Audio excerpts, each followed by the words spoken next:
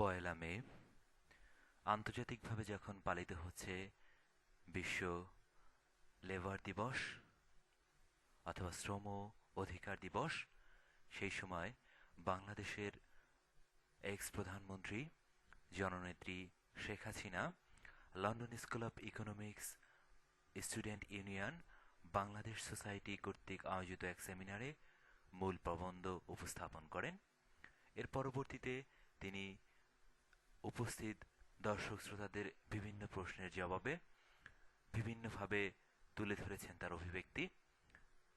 সে অভিব্যক্তি আপনাদের সামনে উপস্থাপন করবার জন্য আমি আরিফিন সোহাগ আপনাদেরকে সাদর আমন্ত্রণ জানাচ্ছি লন্ডন স্কুল অব ইকোনমিক্সের ওল্ড থিয়েটার হলে। I don't know if we say should core or anybody say should core. Why Dr. Inus name come up? I don't understand that.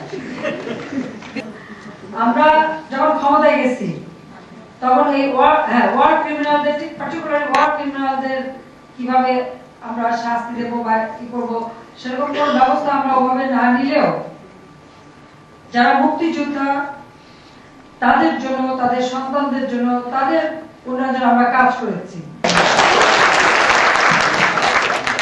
Thank you very much for giving me the floor. My name is Bulbul Hassan. I'm a journalist and student of London School of Economics. My specific question is, Madam Sheikh Hasina, are you still in the same position to legalize all the activities of the capital government if you can come into the power once again?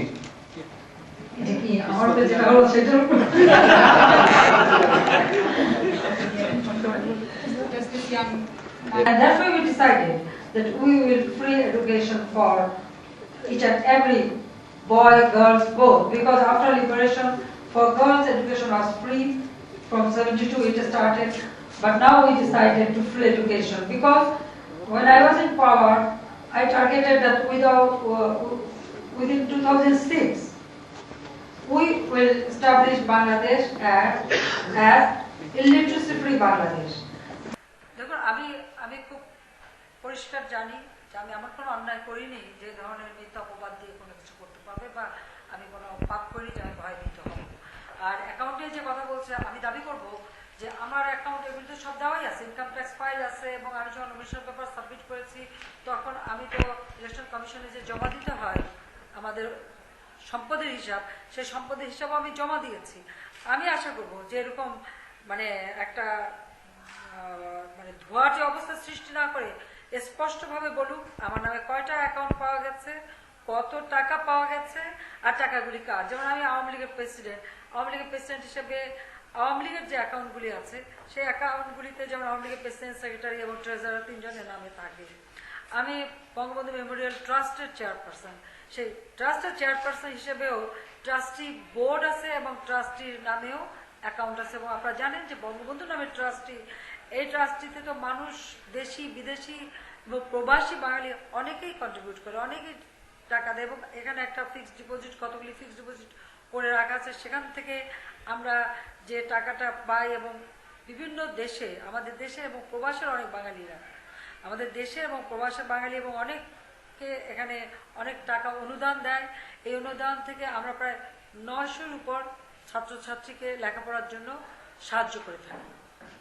প্রতি মাসে প্রায় 900-র উপরে, আমি ঠিক একদম exact ফিগারটা বলতে পারবো না, 900-র উপর ছেলে মেয়েকে আমরা লেখাপড়ার জন্য সাহায্য করি, যারা মেধাবী, যারা দরিদ্র তাদেরকে। এই সাহায্যের টাকাটা আমরা দিই। পাশাপাশি আমাদের একটা ছোট হাসপাতালও চালাই। এতে আমরা মানুষকে সহযোগিতা করি। বঙ্গবন্ধু মেমোরিয়াল ট্রাস্টের মাধ্যমে একটা মিউজিয়াম আমরা চালাই, এবং এই মিউজিয়ামে অনেক ছাত্রছাত্রীরা কিন্তু কাজ করে, চাকরি করে, অনেকেই পার্ট টাইম চাকরি করে নিজেদের খরচ চালায়, যাদেরকে আমরা সেটা উৎসাহিত করি।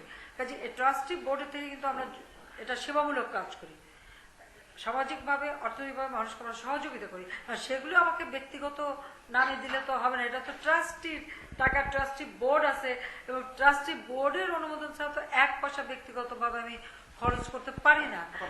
কাজে আমার কথা হচ্ছে যে ট্রাস্টির টাকা বা পার্টিটা না ধরে, এবং পার্টিটারও ইনকাম ট্যাক্সের ক্লিয়ারেন্স সবকিছু আমাদের নেওয়া আছে, সবই পরিষ্কার।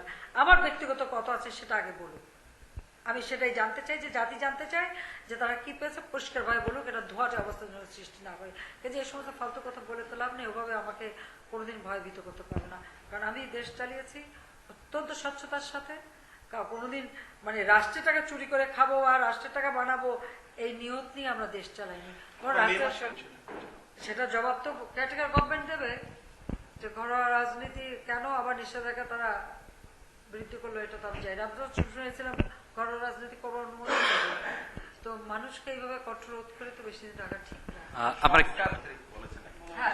আমার একটা প্রশ্ন,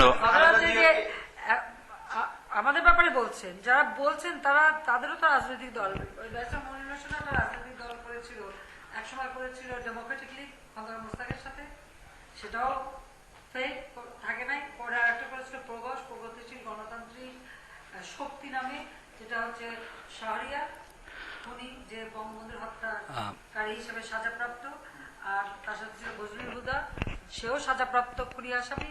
তাদেরকে নিয়ে উনিও একটা রাজনৈতিক দল করেছিলেন, লক্ষ লক্ষ টাকাও খরচা করেছিলেন। ওনার সেই রাজনৈতিক দল কই আর উনি কি সংস্কার করেছেন সেই জবাবটা দেবেন। আচ্ছা, আপনাকে যে অন্যায়ভাবে দেশে যাওয়ার পরে গ্রেফতার করা হয়, তখন জনগণের উদ্দেশ্যে আপনার মেসেজ কি হবে? জনগণের উদ্দেশ্যে আমার একটাই কথা, যে আমি জনগণের স্বার্থে রাজনীতি করি, জনগণের কল্যাণে রাজনীতি করি, জনগণের জন্য আমি যে কোনো ত্যাগ স্বীকারে আমি প্রস্তুত।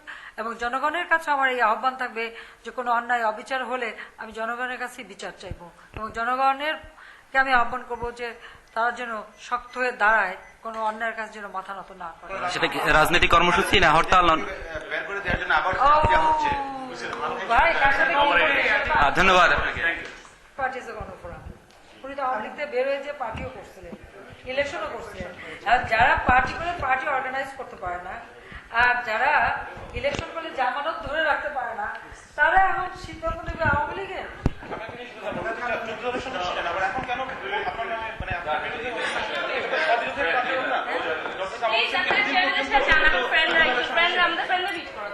যে প্রশংসা তো আমার